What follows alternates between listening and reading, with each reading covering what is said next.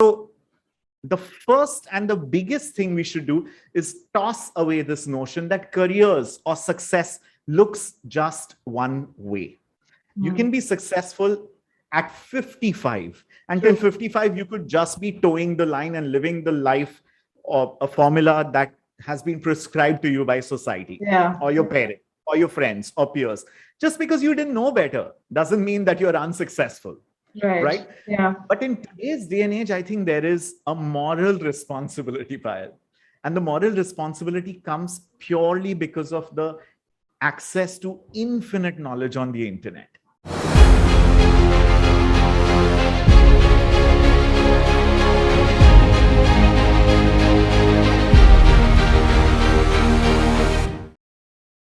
Welcome to the PAYAL Nanjiani Leadership Podcast. This is your host, PAYAL Nanjiani, and I am delighted to introduce our guest for today. It's none other than Ankit VENGURLEKAR. He is the Indian Managing Editor of LinkedIn News. He has been working in media for 15 years across TV news, radio, and digital newsrooms. He also hosts a podcast called Love Aajkal about modern day relationships on Spotify India. And on weekends, Ankit loves spending time cooking new international dishes and exploring the city's forest trails with his daughter. And Ankit joins us today on this podcast to talk about how to grow at your work. Ankit, welcome to the PAYAL Nanjiani Leadership Podcast. It is such an honor to have you here with us. I'm extremely flattered that you have me here on the podcast, Payal. Really delighted to be here. Thank you. Thanks. And, I think this topic, how to grow at your work, there could not be anyone better than you, because from hotel management to managing editor of LinkedIn, that's a huge growth. Okay. So can you tell us a little bit about your backstory for our global audience to know you more better? Wow, absolutely. Like they say, overnight success that only took 18 years, even though I don't consider that I'm successful yet, way more to go, miles to go before I sleep. But I would say in a gist, I was always fond of writing, Payal. I was always fond of writing. And way back in 2002, 2003, the early days of internet access in India, I remember I was doing my graduation, and right in my last year of college is when my dad managed to get a computer home. And so I no longer needed to go sit in cyber cafes, which were these internet cafe parlors with shared computer access, which was the norm here in India, right? And so I was sitting at home and I was accessing stuff on dial-up connection. And I also started, remember the beautiful sound, the cacophony of the sound of the DSL. That was a sweet melody to our ears every time we wanted to connect to the internet. So you could do very few things because the internet was, really poor. The connections were really slow. But I started writing. I remember I made a blog on Blogspot, those good old days of blogging. And I used to just write my personal thoughts, etc., pontifications of a 19, 20-year-old, and started cultivating the habit of writing. Of course, for the lack of any other option, my inspiration came from my uncle, my dad's younger brother, who was a hotel industry veteran. And I was like, I'd like to study hotel management because I don't like physics, chemistry, maths, or biology. Little did I know. You actually studied hotel management complete. Yes. Oh. Yeah, I graduated. Wow. I'm a BSc in hotel management. And so studied that, worked with the Taj group of hotels for 2 years across the country, Bangalore, Delhi, Mumbai. And I've really, there's no escaping the grind. Right from polishing, these beautiful brass showpieces in the middle of a lobby in the Taj Mahal Hotel, where you've got fancy guests coming in their fancy cars, walking through the lobby, and you're down on your knees and you're polishing these brass fittings in the lobby of a 5-star hotel. Done that, cleaned guest rooms, learned how to cook in the kitchens, served food to thousands of people at huge banquet parties. Been a waiter for God knows how many weeks, months on end. So the real grind, that you do in hotels. Did all of that, but I always kept writing. And as soon as I got a chance, I managed to share my writing work with some of the guests at the restaurant. Okay. And they happened to absolutely love it. And one of those guests happened to be the managing editor of a brand new newsroom in India at that point in time, way back in 2005. We've all heard of CNBC in US. CNBC was setting up a Hindi newsroom in India, and they were calling it CNBC Awaz. They already had CNBC TV 18, the English business news channel, and they were setting up a Hindi one because India and Hindi-speaking audience is much bigger than English-speaking audience. True. And the managing editor back in the day, I remember the newsroom was just 6 months old, and he literally just hired me while I was taking his last order in the restaurant around closing time at midnight. He literally just said, "I'd like you to come work for me in my newsroom." And I said, "I hope this is not a joke because April 1st has long gone. We are in July. So what's exactly going on here?" He said, "I like your vibe. I like the way you present yourself. I like your language, the way you speak. And I think you'll have fun." I said, "But I have zero experience, etc." I was coming from the background of, in India, the typical path of choosing a career, whatever you do your graduation. Continue that. Yeah. Continue that faculty or that vocation for your job and career. Even though I was in just 2 years of hotel operations, I was done. I was burnt out and I did not want to be in hotels anymore, which is why I didn't know this, but subconsciously, which is why I was sharing my writing work with people, because maybe all I wanted to do was write or express or create. And what started in August of 2005 has now been a lifelong career of storytelling, of content creation, and just, expressing myself via different formats, different mediums. And it's like I was born to do this, but it took that one incredible managing editor who I call my godfather. It took that one man and his unbelievable X-ray vision to see in me what I didn't know I had in me. So I owe my entire career to him, but not everyone gets so lucky, right? You don't get a mentor, godfather, godmother like this who can spot your talent and really give you the break, and that can make your life. So that's how it started. And what followed is, like I said, a 17, 18-year rich journey and career in all forms of media in India. Okay, so then 2 months in hotel management, you did not feel like, because you've done the entire course you graduated in hotel management, you did not fear the change? Did you not fear the change? That's a very good question. That's a very good question. See, of course, change is very, very fearful. Extremely scary, right? I don't think there's anything scarier than change, because I'm a science geek and I know this about the human brain, that a human brain loves predictable outcomes and predictable patterns, which is why any change is biologically so difficult for us. So it's not just psychological that I feel, oh my God, it's so difficult. What will people think? Especially in the Indian context, we have a Hindi phrase, which is log kya kahenge, which is what will the society think? We have the disappointment of, or we carry the fear of disappointing society because our family members, they give a lot of importance to what will society think, right? True. But more than that, it's just your reptilian brain, which is saying, I love this set behavior and predictable patterns and outcomes. I don't want change. I'm going to resist it with everything I've got. So I'm going to throw self-doubt in there. I'm going to throw fear in there. I'm going to make you question your ability. I'm going to throw in a good sprinkling of imposter syndrome in there. Absolutely. Did you face that? Did you all go through that? All of it. All of it. And imagine a 22, 23-year-old young boy with no prior exposure or understanding of the media business or industry. Imagine him taking a plunge into a completely different career or a field or a stream when he has spent so much money on graduation, his father's money, not even his money, Dad funded my college, spent 2 years working in what is the best luxury hotel chain in the country, to be able to work for the Tata group of companies. Taj belongs to the Tatas. It was like, that's it. Everything is set for my life. I'm on this course where, glory is a certain thing and I just have to stay the course.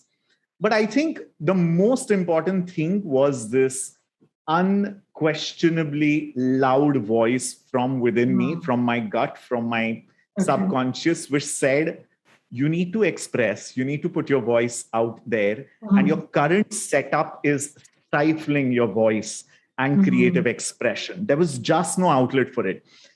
Had there been any outlet for me to creatively express myself, Payal, I think the journey would have been different and far more difficult.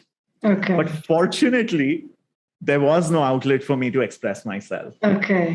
Fortunately, I was surrounded by people whose years of experience was more than my actual age. I was 23 years old. The average age of people working there was, average work experience was 28 and 32 years. So I was anyway feeling like a fish out of the sea. And so if I need to jam with people, if I need to exchange ideas, I need people who think like me. Correct. Have a worldview like me. So I think because it didn't work out, I got a far greater impetus to pursue an alternative. And yes, I'm scared like nobody's business. But something inside me said, you need to do this or you're going to regret it for the rest of your life. Oh, yeah, that regret is really horrible because when you look back, then you're like, okay, I wish I could have done this. And you don't want to get to that stage. I always tell people that regret of not doing is worse than the regret of doing it, because at least you've experienced it, which you have. And in fact, in your case, there would be more fear because like you said, you've already started to work, you're earning, what we call as the American dream, like you're living the American dream here. So it's like, okay, why leave that, So I'm sure the journey has not been very smooth. Just hopping on from the hotel into the media industry hasn't been a cakewalk. What are some of the challenges that you had to overcome? Were they, or maybe you didn't have any?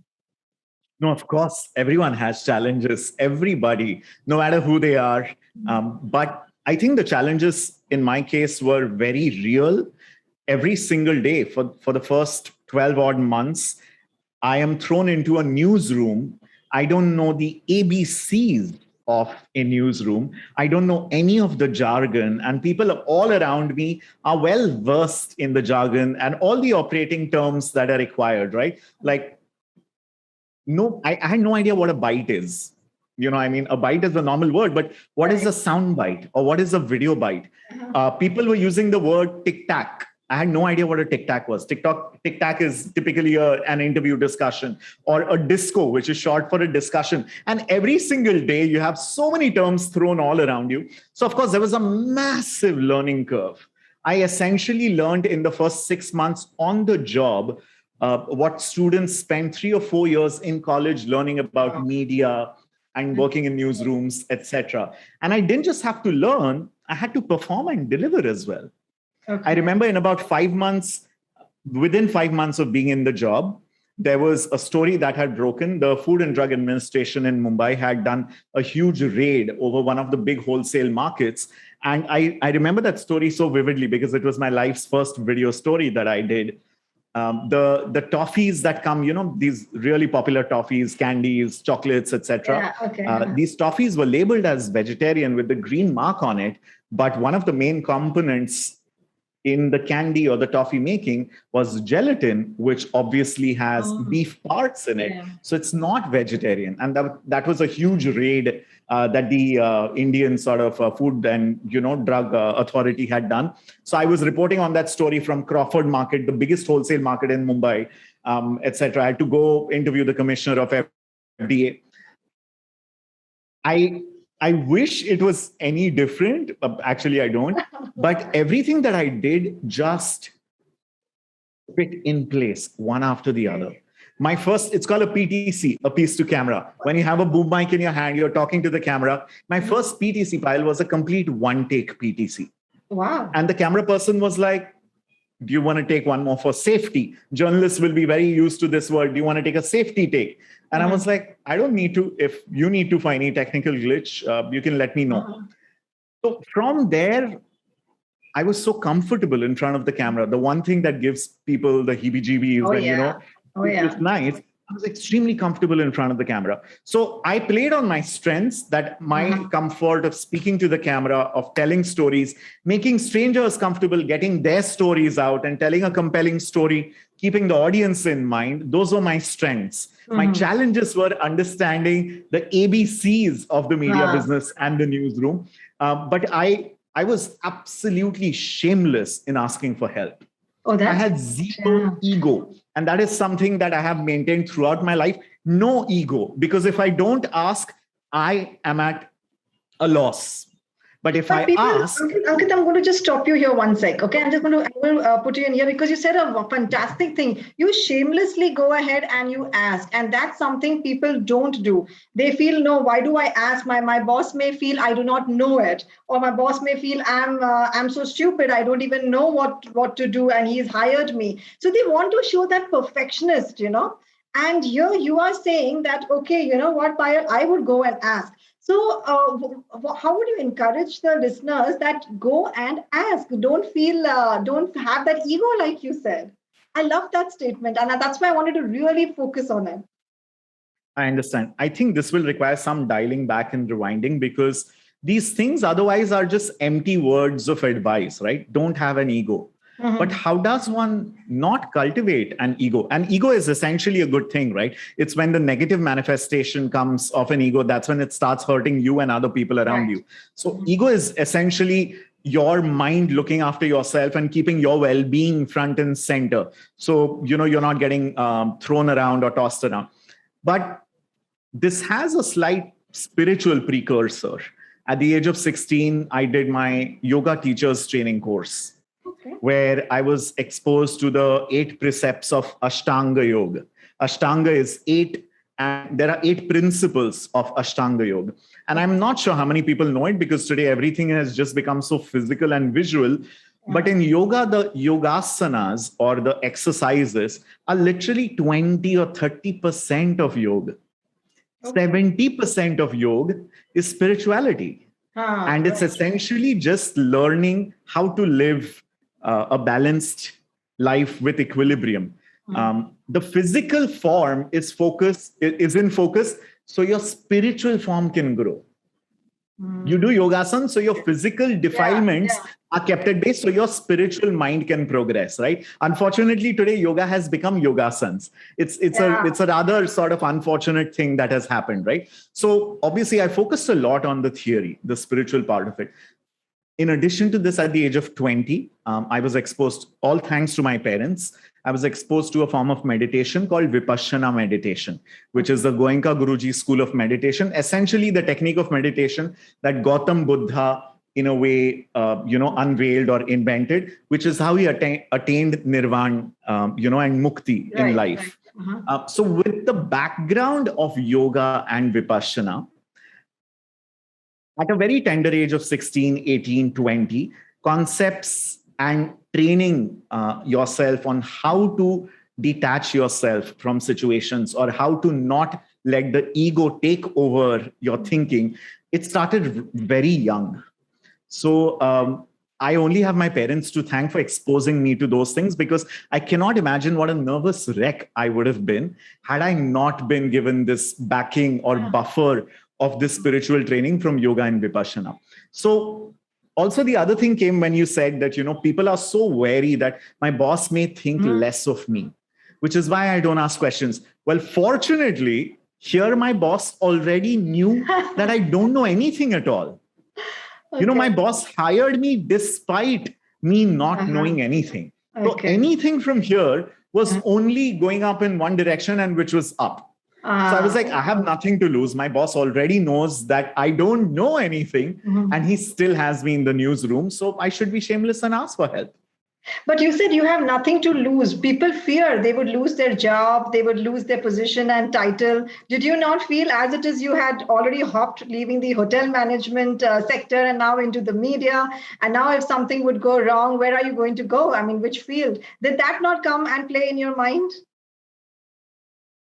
Every time there's a fear that gets generated in the mind, there is a crossroad of choice. There's always a fork. There's a fork, whether you let the fear again, that fear comes from the ego. The ego comes from protecting yourself, right? It is a self-protection mechanism. Again, reptilian brain. But as long as you acknowledge or see, or that's how I have processed it myself, here's the fear, here's what I'm scared of. But the only way away from the fear is not giving in to the fear. Can we use the fear to govern our decisions and make smarter decisions? So that's how I have used the fear to de-risk the situation and use it to my advantage. At the back of my head, there was always the practical knowledge that, God forbid, if the newsroom situation does not work out, if this opportunity doesn't work out, I still have a degree and real world experience of working in hotels to fall back on. So I already had a very solid safety net in my mind. I never looked at it as, oh my God, I would be a failure in media if I was to go back to hotels. I always look at everything in life as the next great adventure. So if nothing else, this was a new adventure which I embarked on. I experienced it. There were new learnings, and I would use that anywhere else in my life, even if I was to go back and work in hotels. Wow, I think that's a great principle. And Ankit, just moving further to what you said, I see that people want to grow. They want to grow, but they have, in your experience, now you've been 17, 18 years doing what you're doing. You're helping more people grow. And thankfully, you're here on this podcast because of which more people would like to listen and see how they can have a trajectory of their career. What are some of the myths that you have seen around growth that people have? Like they really hold on to because of which they don't grow. And you're like, okay, you could grow more than what you are. But what are some of those myths they hold on to? I think one of the biggest ones is expecting or believing that growth comes in certain templates or shapes or sizes or formulae. Okay. Career journeys are so unique and so diverse. It's unbelievable, right? I mean, one of my favorite saying is as straight as a jalebi.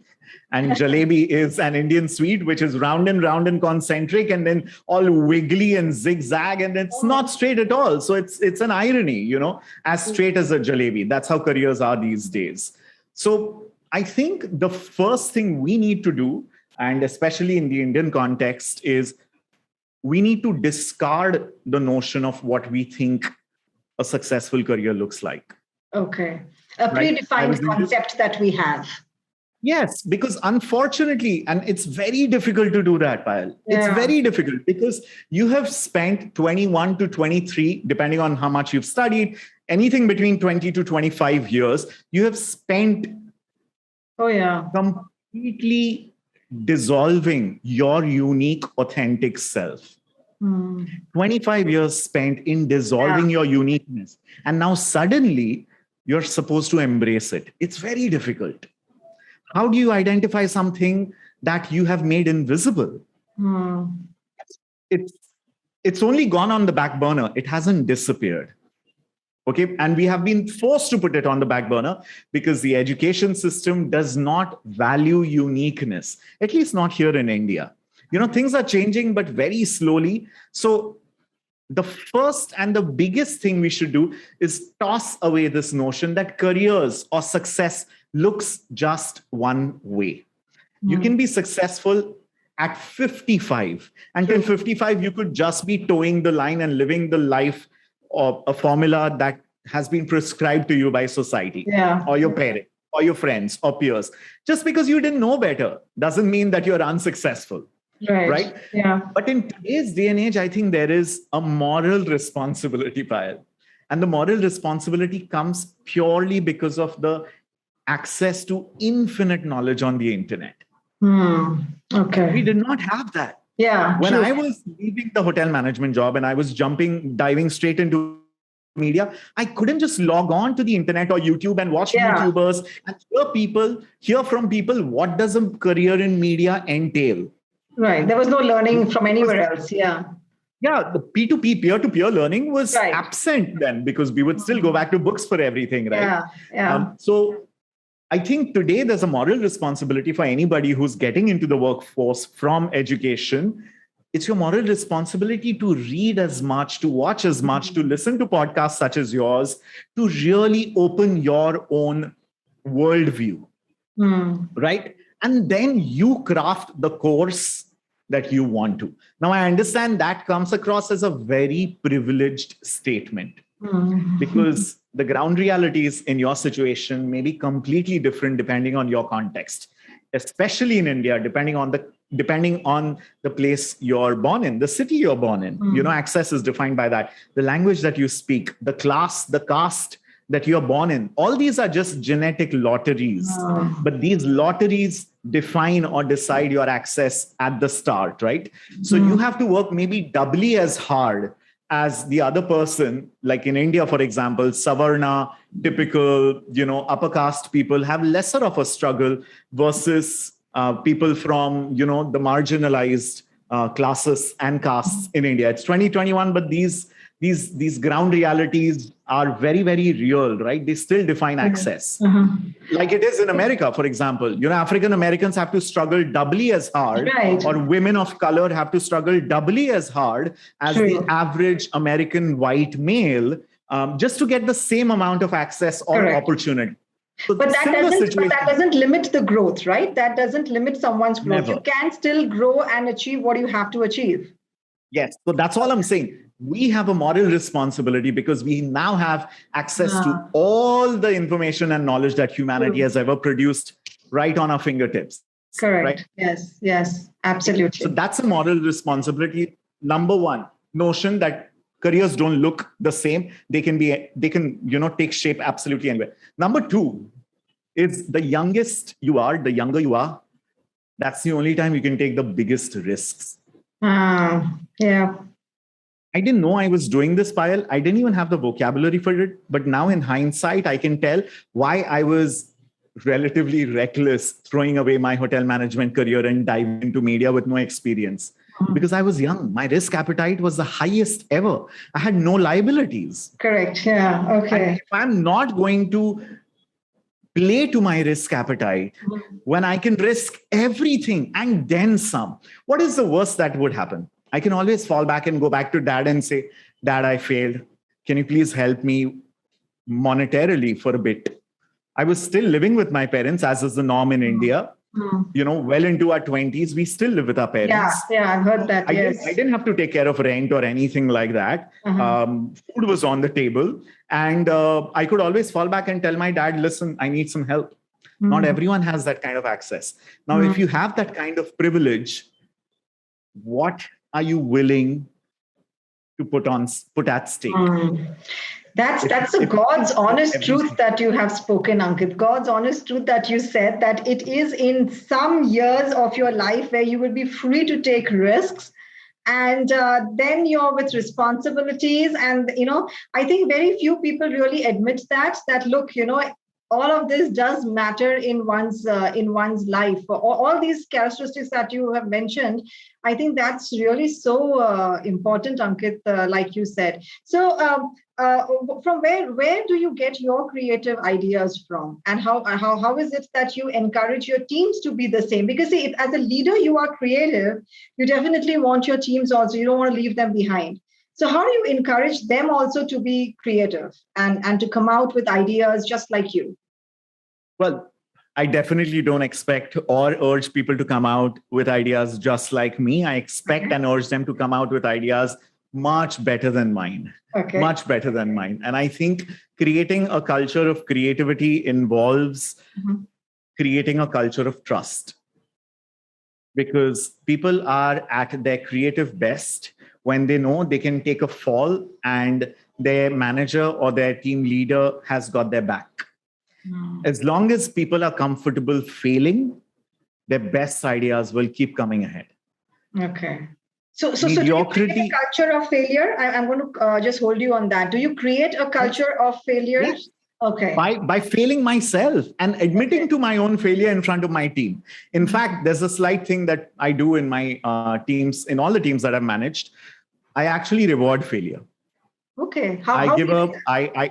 I gift a chocolate to anybody who's had a failure. And I say, congratulations, you failed. Because this is a stepping stone to learning something new now. And how do they feel So about it?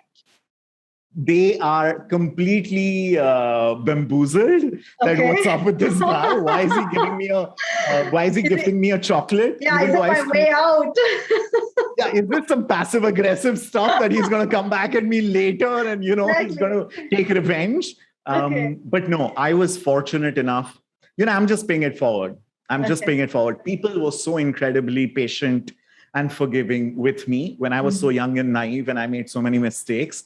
I'm only paying it forward with the hope that one day when my daughter and her generation enters the workforce, the stream of kindness continues and people are kinder to each other and far more forgiving to each other, especially in today's cancel culture when something or someone goes wrong. Everything just comes down so heavily. We don't need more of that. We need someone to give you a second chance and say, it's okay, you messed up, you probably didn't know better, here's new information. Are you able to absorb the new information and maybe change your worldview? And can you do better? We need more empathy. We need more compassion. We need more kindness. We need more chocolates to be gifted when people fail. Okay, and tell me something, Ankit. How do you see the response from your team? Do you feel they have learned better, or what has happened? What's the change that takes place in the team when you encourage such culture of failure and learning? And because that brings up innovation also. So, what have you seen in your team? It has almost always, in fact, it has never failed. Okay. It always succeeds. This model of acknowledging failure, learning from it, and creating a culture of trust where people know they can fall onto a safety net and they're safe and they can try again. Creative output is at its highest. And more than anything, I think, Payal, what I take great pride in is when you nurture a culture like this, of course, it's a given that their creative output or their productivity will be at their highest. A sense of belonging is pretty high. But more importantly, a switch flips internally for them as people. Okay. And that, once a person grows out of their fears or their own imposter syndrome, you have gifted that person something far greater than just the ability to meet quarterly OKRs or KPIs or meeting the targets and deadlines and targets. Absolutely. You've transformed that person for life, for good. And that's the culture of paying it forward. You help transform someone positively with the hope that they are going to extend the same favor to someone else. But it really transforms the person for good. And it rewards, the work that they're doing right then and there, productivity, creativity, all of it shoots up. But more importantly, they go ahead and it becomes a domino effect of positive change. And that's great. That's the type of culture we want to see in all corporates. In fact, the word that you used, Ankit's transformation, that's a word that you will find in all of my leadership books. It's all about transformation. Whether you're transforming yourself or you're transforming the world. That one word, I think, changes everything. So that's superb. So Ankit, I know your time is also very precious, and that engaging conversation that I am having with you, it's hard for me to say this is going to be a wrap very soon. But before we wrap, what would be your advice, to the people who really want to grow in their career, but somewhere their inspiration has got dampened? And they are saying, we don't see growth in our company, we don't see growth anywhere. So what would be your advice to them, Ankit? I think it all comes down to having a growth mindset. I think just the way transformation is a buzzword, growth mindset is one of the top buzzwords in organizational psychology, transformative, etc. But what is a growth mindset? Not waiting for your company to hand out any favors or opportunities to you, but identifying them, going and grabbing them, owning them up, taking initiative, showing proactive approach, right? Also, if the pandemic has taught us one thing, not just depending on your main day job for growth and creative and intellectual and monetary satisfaction. If I sincerely believe this, Pyle, if you're in your 20s or if you're in your 30s, and obviously take this with a pinch of salt or a truck of salt, depending on your context and your reality, throw everything at the problem. Everything you've got. Okay. Take as many chances as possible. Try as many completely different new things and streams as possible. Because our schools, our education system just don't afford us the luxury to try many different things. Absolutely. In India, we do not have the option of a gap year. Fortunately, North America has that culture, right? You finished your college, you take a year for soul searching or anything like that. In India, we can't afford that. Literally, physically, monetarily, we cannot afford that. So then use your first few years in your day job to try completely different things. Be a part of online and offline communities. Go and become a part of boot camps where completely different skills are being talked about and traded. Reach out to absolute strangers on the internet. Don't be a creep. Always be mindful of that. Be respectful.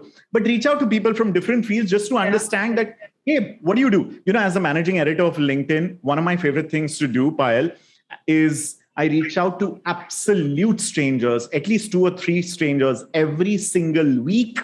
And I send a DM to them on LinkedIn and I say, I am intrigued by what you do.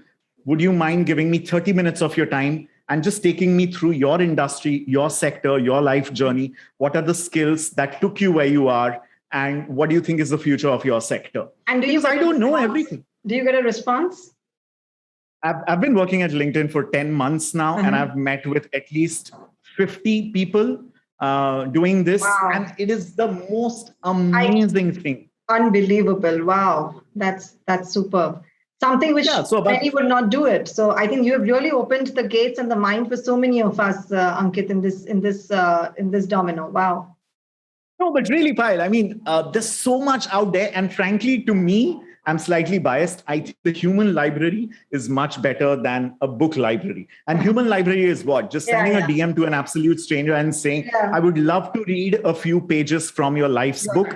Talk to me for 30 minutes and tell me what your life's like, what your work is like, and what got you here, and what's the future like, right? So reach out to people.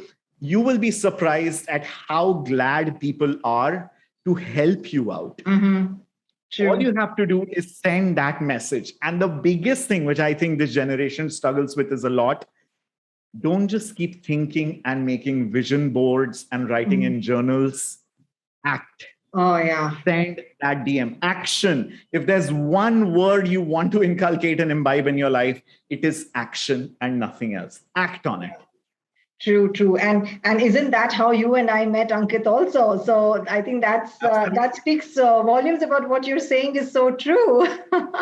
That's absolutely nice. Thank you so much, Ankit. This was like absolutely pleasure to talk to you. You had such profound insights to share. Incredible for everyone's growth. And I'm sure people out there, they want to know more about you. And I really hope to have another conversation down the line sometime with you. But thank you so much, Ankit.